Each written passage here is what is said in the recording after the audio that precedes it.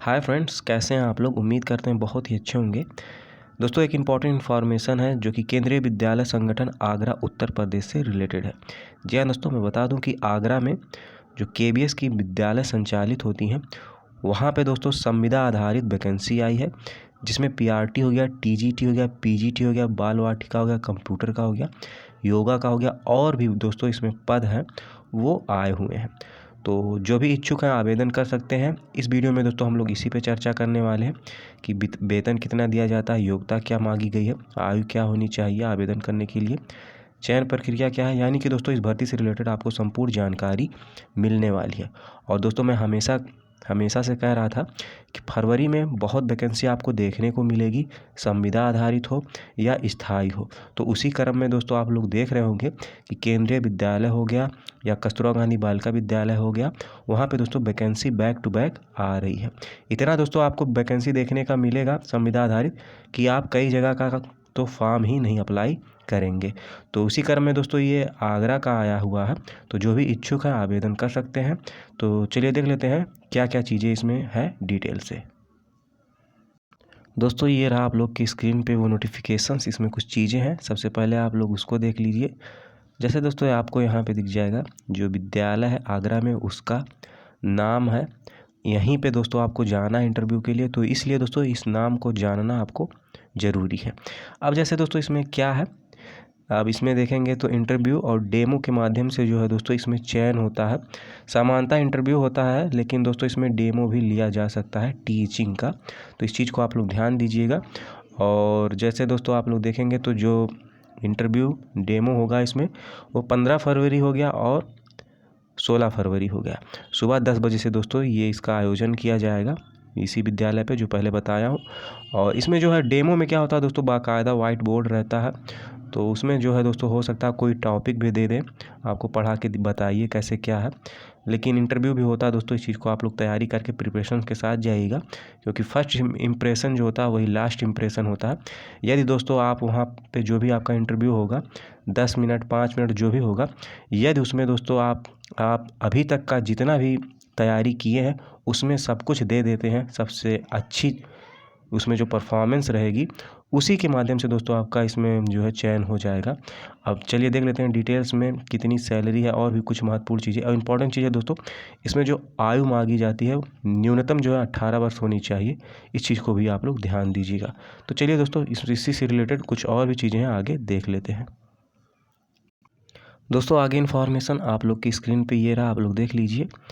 तो इससे कुछ चीज़ें दोस्तों है इंपॉर्टेंट चीज़ें, इसको आप लोग देख लीजिए। अब जैसे दोस्तों इसमें पॉइंट नंबर 1 देखेंगे तो ये पीजीटी की बात हो रही है। विषय जो है दोस्तों अंग्रेजी हो गया, हिंदी हो गया, गणित हो गया, भौतिक विज्ञान और रसायन विज्ञान, वाणिज्य हो गया। और यहाँ पे दोस्तों इसकी जो है सैलरी आपको देखने को मिल जाएगी 27,500। सबसे बड़ी पोस्ट होती है तो दोस्तों केबीएस में यही, तो इसलिए जो है दोस्तों सैलरी जो है 27,500 आपको स्क्रीन पे दिख जाएगी। उसके बाद सेकंड पॉइंट पे दोस्तों देखें तो यहाँ पे आपको टीजीटी का नज़र आ जाएगा।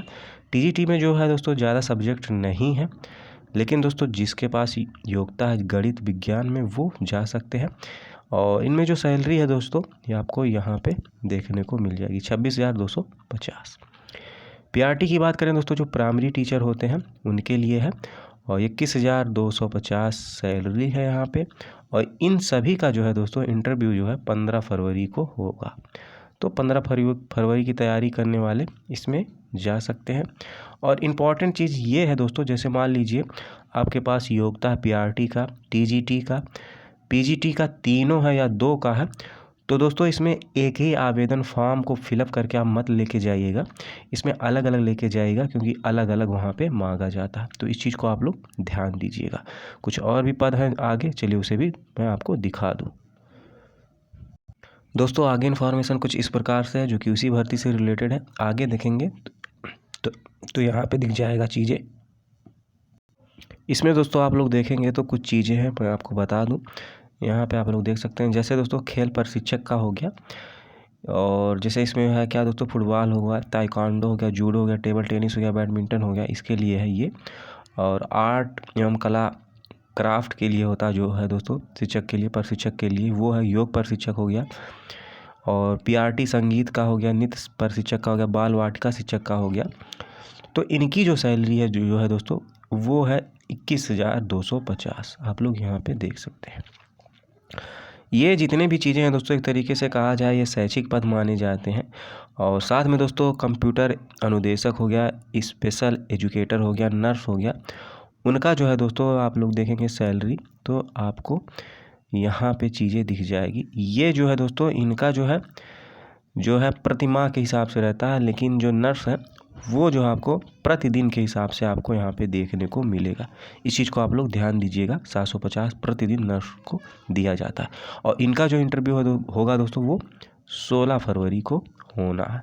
तो योग्यता की बात करें, अभी मैं आपको दिखाऊंगा क्या क्या योग्यता मांगी गई है, तो ये चीज़ आप लोग ध्यान दीजिएगा।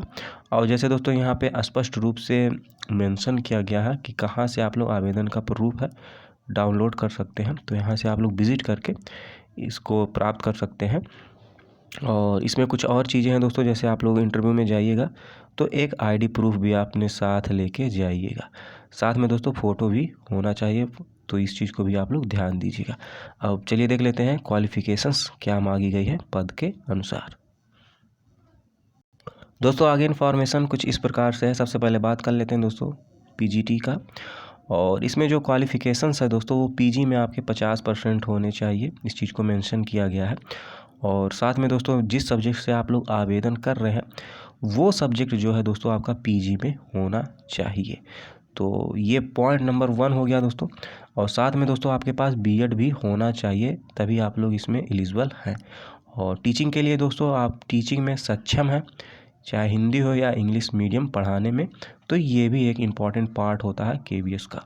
और साथ में कंप्यूटर का नॉलेज भी होना चाहिए। ये चीज़ें दोस्तों यदि आपके पास है तो आप लोग इंटरव्यू में जा सकते हैं। चलिए टीजीटी का भी देख लेते हैं। दोस्तों आगे इन्फॉर्मेशन कुछ इस प्रकार से, इसको भी आप लोग देख लीजिए। टीजीटी इसमें जो है दोस्तों क्वालिफ़िकेशन बैचलर मांगा जाता है। बैचलर में दोस्तों 50% होने चाहिए। और साथ में दोस्तों इसमें जो सब्जेक्ट से आप लोग आवेदन कर रहे हैं ग्रेजुएशन में 3 साल होने चाहिए, इस चीज़ को यहाँ पे मेंशन किया गया है।